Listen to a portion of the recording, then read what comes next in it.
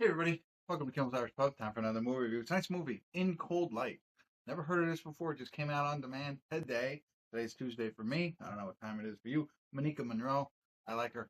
I think she's a great actress. She used to be a surfer. I always loved that story.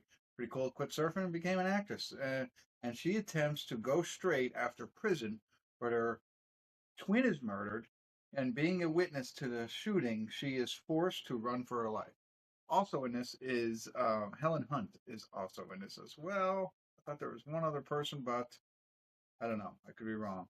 Tony Kotsur is in it. He was just in the what was Primate. He was in Primate. That's what it was called.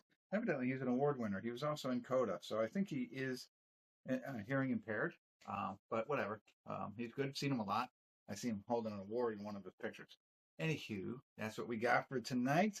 Little unknown movie. Excited to see. I don't know if I said 5.5 at IMDb, but like only 100 and some odd people rated so far. So we're gonna get into it, find out what it's about, give you a better idea, let you know if it's worth watching. Stick around. I'll be back.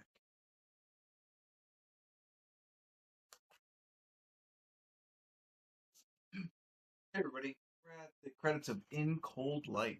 Not sure why it's called In Cold Light, but that's okay. Um, I'm gonna have to really get into spoilers really quick because it's hard for me to talk about this film because that is the only way I know how to talk about it. But just so you know, it is Manika Monroe. She gets caught right in the beginning. She goes to jail for 2 years. She comes out.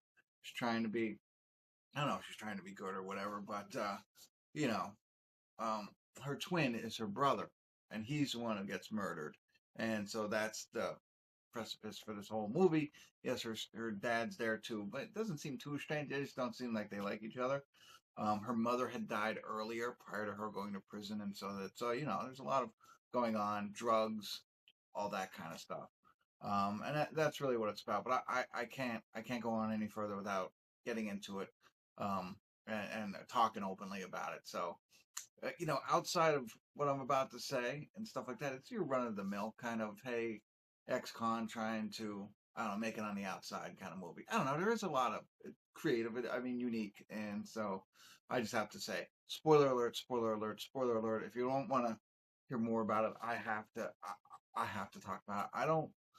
There's so much. I think this is one of those ones where I think they either meant to write more or have a longer movie, and a lot of it ended up on the cutting room floor, or they went this way. I mean, it's not intricate, but you got to put it all together yourself, and you have to do all that work.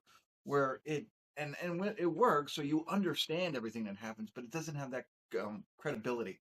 You don't have the depth behind it to be like, oh, okay, I care more.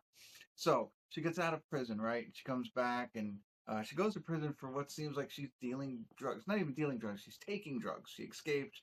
She gets arrested. She gets put in prison for 2 years, which is weird. Then you come out and you find out, okay, she was part of some sort of small drug ring that she's trying to get back into. But it's like so nonchalant, if you will, that it doesn't hold any weight. Like she says, I want to be back in. I want to be making all the decisions. It's like, oh, okay. So that's our clue that you were doing that before. They say no. Okay. And that's it, right? And then her brother takes her to a drug deal and he gets killed. And so that's where it all spiraled. Now, if you set that up a little bit more, show the fact that she was dealing drugs and she was this mini kingpin in her little town here or whatever, and that has more weight. Then the fact that the drug dealer, that Helen Hunt, who is only in 10 minutes of this film, if that, um, and she's if you're watching it for Helen Hunt, you're not gonna get it. But okay, so let us understand that a little bit more. She says it in passing again in the same setting where she said, "I want to be calling the shots again," and they called Claire, and don't call Claire because she's too big for us. That's it, and it's supposed to now wrap into a bow, and I get it. That's what it is. Like she came down, they took too much too fast, and alludes to the fact that they were making deals that they shouldn't have been. I don't know. So she's got to come down and kill the brother, and have this whole movie created, or the whole plot behind this created. It just doesn't work like that. Like, okay, so you got all that. You piece it together. Like this could have been told a little bit better, I think, and would have emotionally it tied us to the characters more. But okay, so they don't. So then let's go to the end. Again, I already said spoiler alerts and what she's going to do, the ultimate sacrifice, which is great. I like, not everybody has to get away in the end, right? And I'm okay with that. Probably like it more, but that's okay. Everybody, you have your creative freedom to do what you want with your movies, right? And so that's what they're going to do. But it doesn't work. I mean, she tells her dad, "Hey, go in there, get the $40,000, take Amy, and disappear." Right? So, and then she's like, "Okay, take me to Claire." Well, he could have got. Why would you sacrifice yourself? I know you're afraid that she's going to kill her dad, but you know what I mean? Like, I don't know. I can protect you. I can protect you. It's like, okay. And she's got the guy that she had. I don't know. I think she, I don't, and then she gives herself up and says she killed everybody so that her dad and her niece can live happily ever after. So I get it. The self-sacrifice. Love it. Love that. But you got to set it up better. That makes me think, wow, I can't believe she's doing this. If she wouldn't have done this, their lives would have been, whatever. I know they said they would have maybe went after them, but I don't know. And then I guess doing that guy in broad daylight when she was doing that, I was like, look, if she's doing it in front of all these apartment complexes, it's like she's gonna get caught. But now you get it. That's what she wanted to do, and so that she'd go to prison and then protect her. I don't know. I don't know.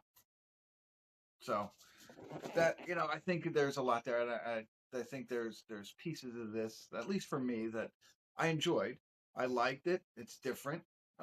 Bringing in the rodeo, all that fun stuff, right? But I don't know. It just needed more behind it for me to really, really like it.